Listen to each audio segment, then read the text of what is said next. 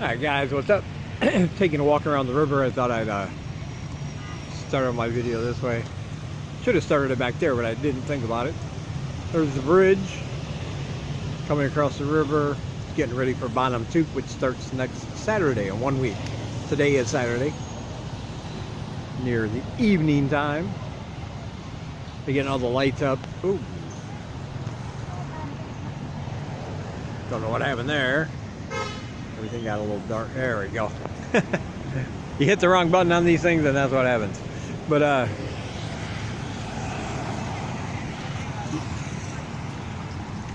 they're getting ready for the festival next week. As you can see up here, they got the VIP tents being set up. That'll be for all the officials and everything that are going to hand out awards to the winners of the boat races that will take place.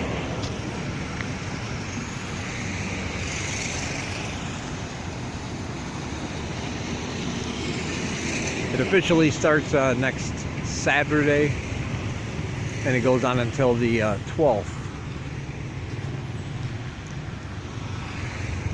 If you caught my video from last year, you'll know that these streets are going to be packed with people, lots of visitors.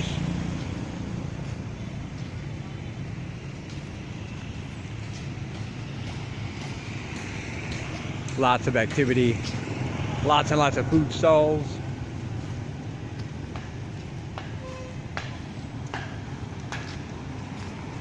It's all very fun, very, very good.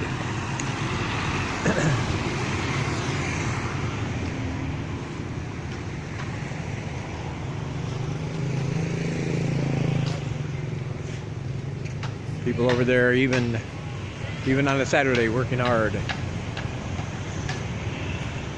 to get the big stage set up.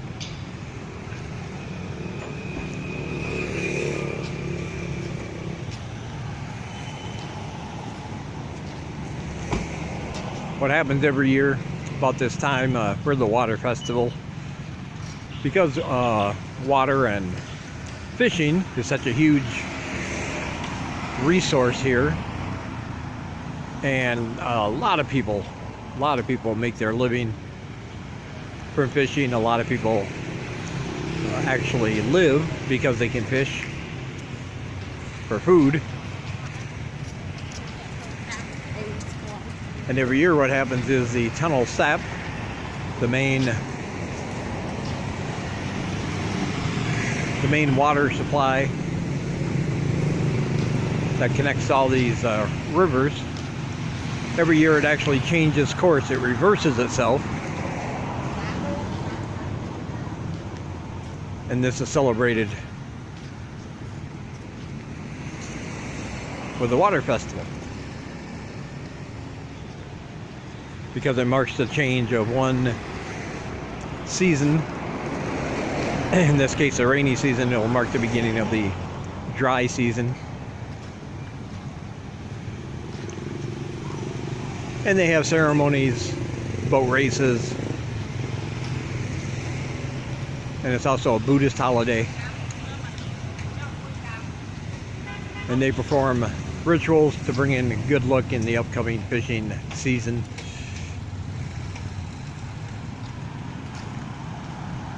So they can keep their livelihood.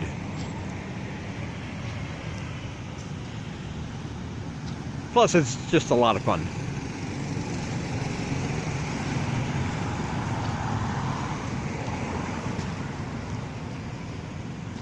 It also marks the sort of unofficial beginning of in cities like, you know, the big cities, Siem Reap, Phnom Penh, Battambang.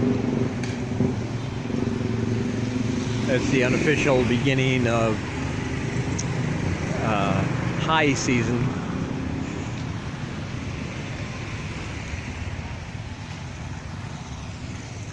Which, of course, businesses love. because that's about the time of year typically when all the traffic comes in, all the tourists, vacationers, people like that.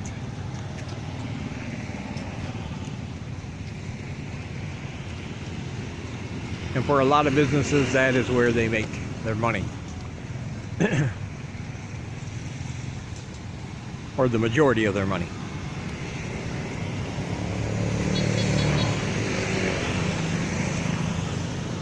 So it's always a great festival and a nice time.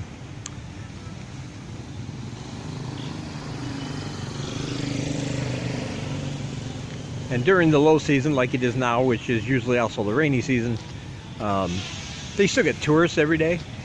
I mean, I don't think there's a day goes by when there's not a bunch of tourists. Just go to, you can go to Angkor Wat on any given morning, and it's going to be filled with people. But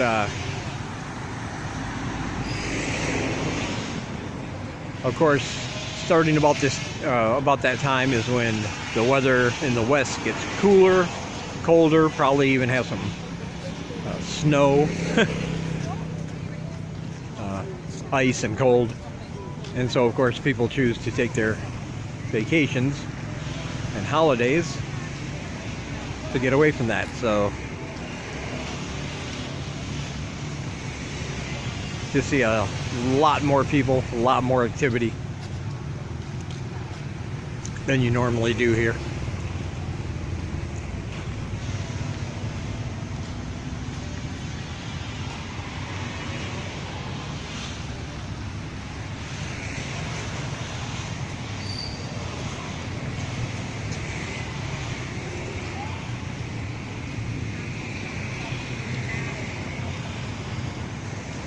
So yeah, I thought I'd take you guys with me around the block, as it were.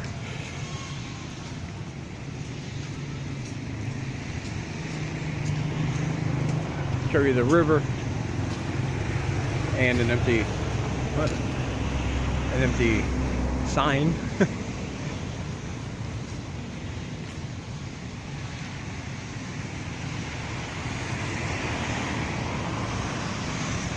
Very nice evening. Early evening. That's the other thing about this time of year. It does get a little cooler, and you'll see a lot more people out because it's not as hot as it normally is during the day. I mean, it actually gets to the point sometimes where temperatures will drop below like 75 degrees Fahrenheit, even a little bit, and you'll see people breaking out big heavy sweaters, big heavy jackets. The locals, you know.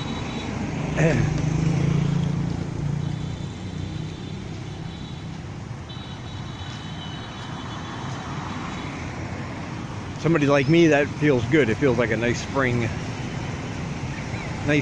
weather. To everybody else, they're freezing.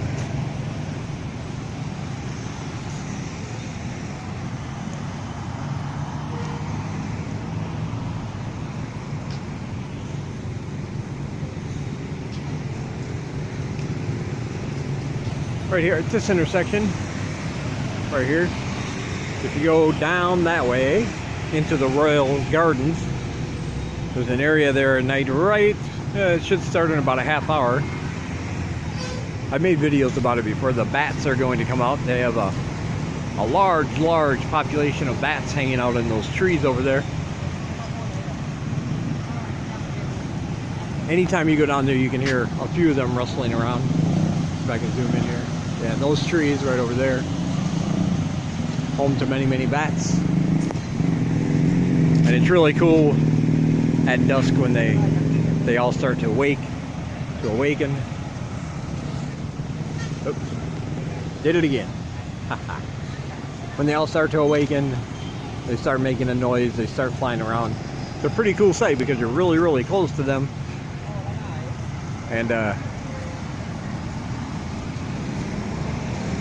just looks really cool.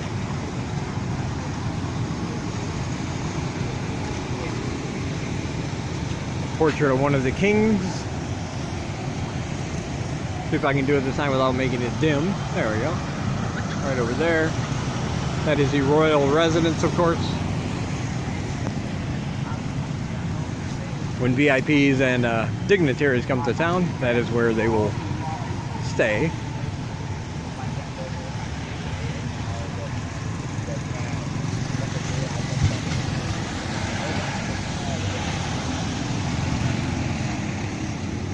As you can see here, they're setting up the things for all the lights on this bridge also.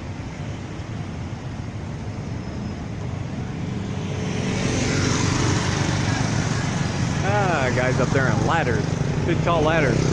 That does not look safe, right on the edge. Ah. Sitting up there on a beam, on a big high ladder that's leaning against that railing. Yeah. Oh, there's another one. Didn't even notice that one. Whoa. Who's there?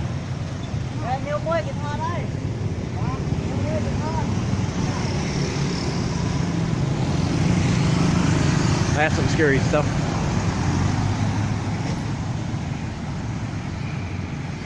That is definitely not a job for me. I'm scared of heights.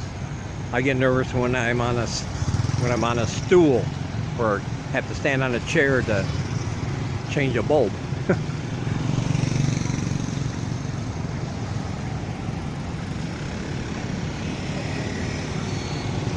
Highway 6 right here.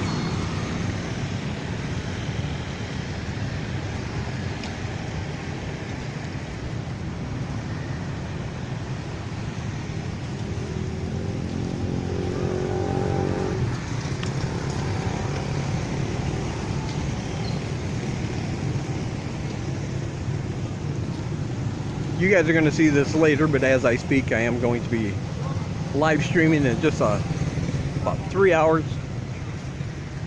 I set it up to start at 10 o'clock p.m. my time, because the later I start at my time, the more convenient it is for people in other countries.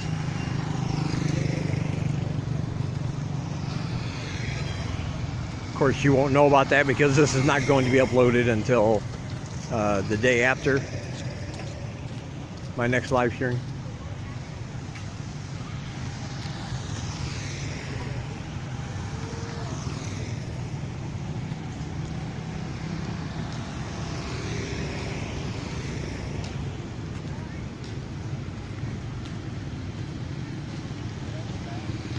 Sung Lai is hinting that she wants to have her own business of some kind, and I'm all for that.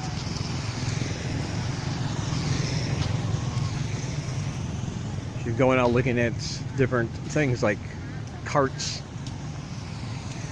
you know, those little push carts you see people on. She wants to do something with food. I'm not sure if she wants to cook or just sell like fruit and prohawk.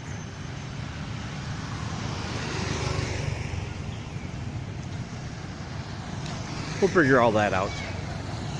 But the good news is that it's fairly inexpensive to start a business like that here, as opposed to where I come from.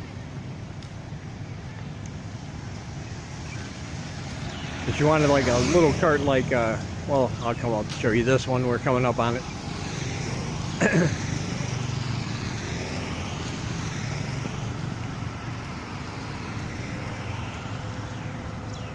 Ooh, low battery. Alright, I'm probably not going to have time to finish this one all the way. Low battery just came on, but if she wanted a little cart like one of these without the motorcycle, just a cart, it would be about $250. Brand new. Of course, you look around, you might be able to find one for $100, which is a good price, plus of course whatever she wants to do with it. Just a cart like that. A little hand push cart. Yeah, you could probably look around and find one for about 100. And then the cost of whatever it is she wants to do. If she actually wants to cook, there'll be other expenses, like she needs a grill or some kind of heat source. But we'll figure all that out later.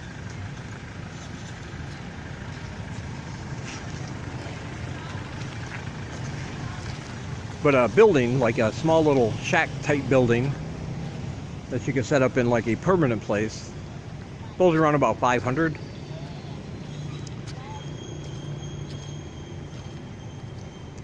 Even a little storefront, like if she just wanted to get a little ground floor storefront, like in front of a business or in front of a building, or like at one of the markets, a little, you know, one of those stalls.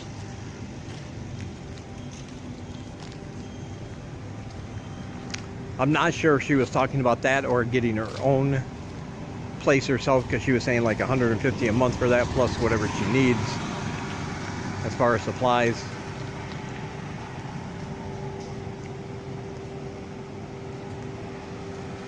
I don't know what you guys think, but I would always recommend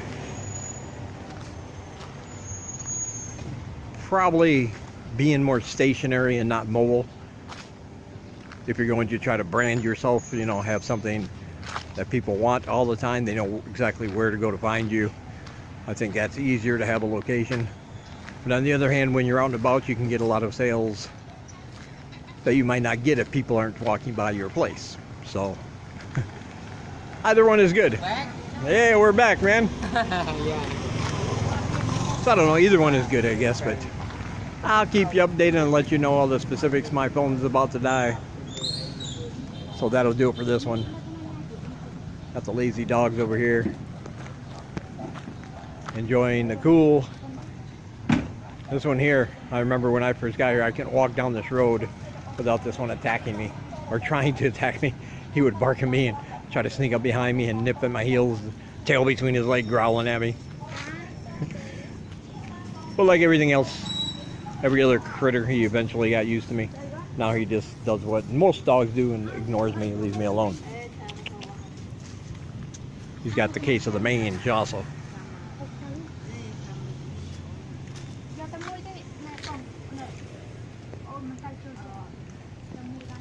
I don't know what she's doing. Alright, anyway, I should end this one here before my battery dies. Look at the pretty flowers. I'll let you look at the pretty flowers. There you go. Pretty flowers.